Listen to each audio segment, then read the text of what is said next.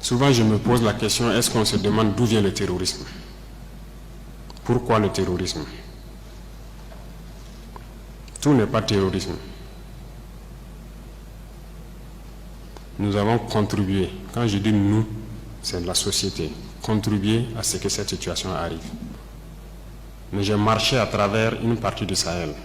Je ne dis pas rouler, marcher à pied à travers le Sahel. Donc j'ai pris le soin de bien voir ce que c'est que le Sahel.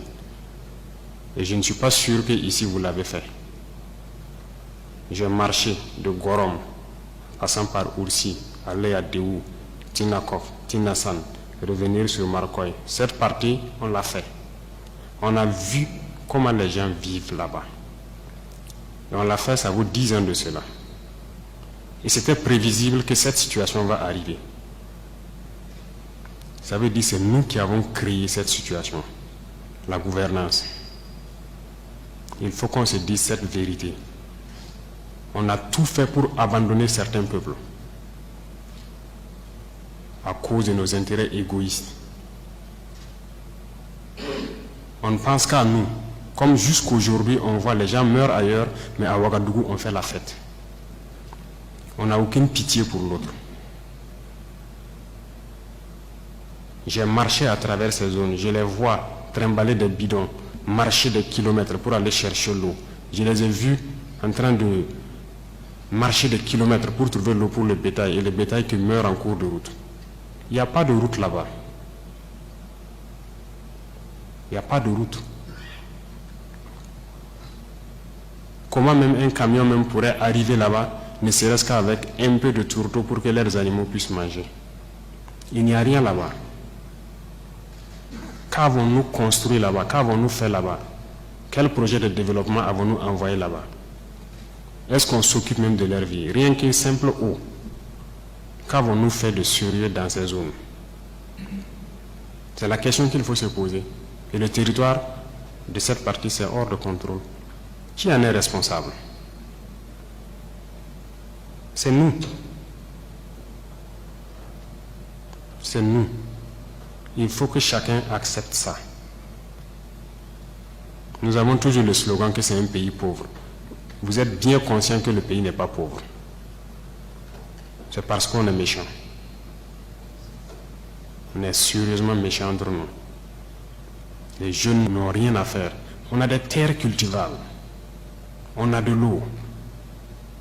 Comment on peut ne pas vouloir faire quelque chose pour eux? J'ai vécu à Djibo, avant même le début de la crise. J'ai échangé avec les jeunes de Djibo. La seule route Kongoussi-Djibo, les camions ne viennent plus parce que les ponts datent des années 50 et les camions tombaient. Donc les camions ont décidé de ne plus venir. Ils produisent en allant à Nassumbu à Bouro, ils produisent la tomate, ils produisent beaucoup de choses. Tout pourri. Ils n'arrivent pas à vendre. Leur marché de bétail, vous quittez Djibo jusqu'à Pétékoli, ils sont là avec leur bétail, ils n'arrivent pas à vendre. Mais vous voulez qu'ils fassent quoi, les jeunes?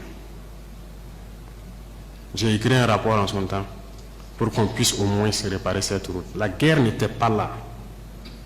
Personne ne viendra me dire le contraire. J'étais à Djibo, j'ai vécu là-bas. On n'a rien fait. Rien.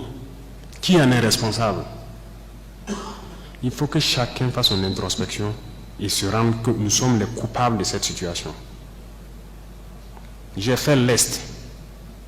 Aujourd'hui, on parle de Mansilla, de Tankwalou et autres. Je vous le répète encore, qui est responsable?